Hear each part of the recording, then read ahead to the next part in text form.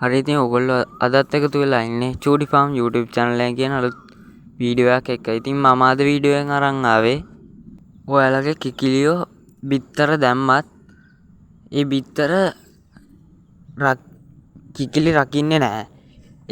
ඒ බිත්තර මැෂින් එකකට දාලා රැකවන්න හැදුවත් ඒ වගේම පැටවු වෙන්නේ නැහැ. ඒකට හේතු තමයි මම අද වීඩියෝ එකෙන් අරන් ආවේ. ඉතින් එහෙනම් අපි යමු වීඩියෝ එකට.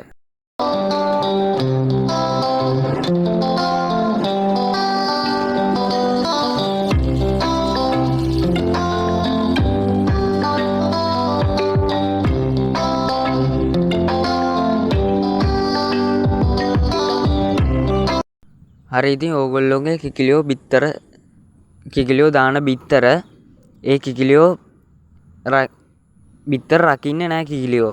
ඒත් ඕගොල්ලෝ ඒ බිත්තර මැෂින් එකකට දාලා රක්කන්න හැදුවත් ඒ වගේම පැටවු හැදෙන්නේ නැහැ. ඉතින් ඒකට හේතුවක් තමයි බිත්තරවල පෝෂණය අඩු වීම. ඉතින් බිත්තරවල පෝෂණය අඩු වෙන්නේ කිකිලික පෝෂණය අඩු වුණාම තමයි.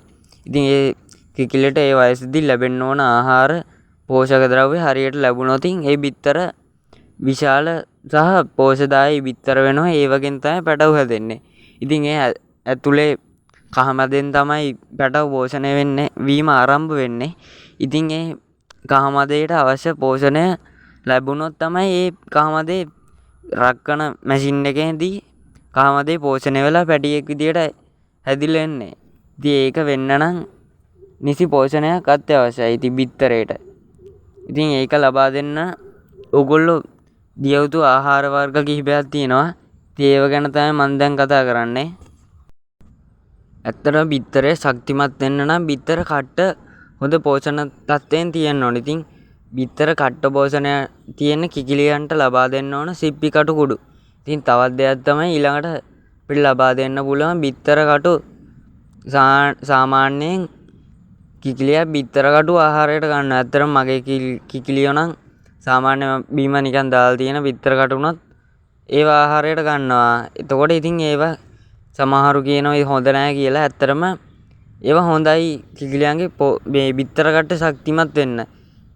ඉතින් ඒ වගේම තමයි බිත්තර කට්ට වගේම බිත්තර කහමදය. බිත්තර කහමදය ඇවිල්ලා කහ පාටයි. ඉතින් කහ පැහැති එළවලු දුන්නොත් ඉතින් බිත්තර කහමදය හොඳට පෝෂණය වෙලා හැදිලා තියෙනවා. එතකොට ඒකත් එක් හේතුවක් වෙනවා බිත්තර වලින් පැටියෙක් එන්න. ඉතින් ඒවා නොතිබුණොත් තමයි සාමාන්‍ය රක්කලවත් පැටවු වෙන්නේ නැත්තේ. ඉතින් තව දෙයක් තමයි කිකිලි බිත්තර දාන මුල් කාලේ. ඒ කියන්නේ වයස මාස 7ක් විතර වෙනකොට බිත්තර නිෂ්පාදනය පටන් ගන්නවා. එතකොට පළවෙනියටම දාන බිත්තර ටිකෙන් කොහොමත් පැටවු ගන්න බෑ. මොකද කිකිලි බිත්තර රකින්නෙත් නෑ ඒ කාලෙදී.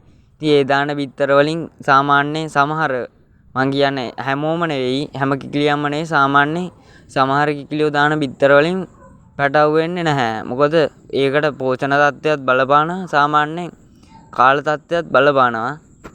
ඉතින් මම අද වීඩියෝ එකෙන් අරන් ආවේ කිකිලි බිත්තර දැම්මත් ඒවා කිකිලි රකින්නේ නැහැ. සහ ඒවා ඕගොල්ලෝ මැෂින් එකකින් රක්කන්න හැදුවොත් ඒ වගේම පැටවු වෙන්නේ නැහැ.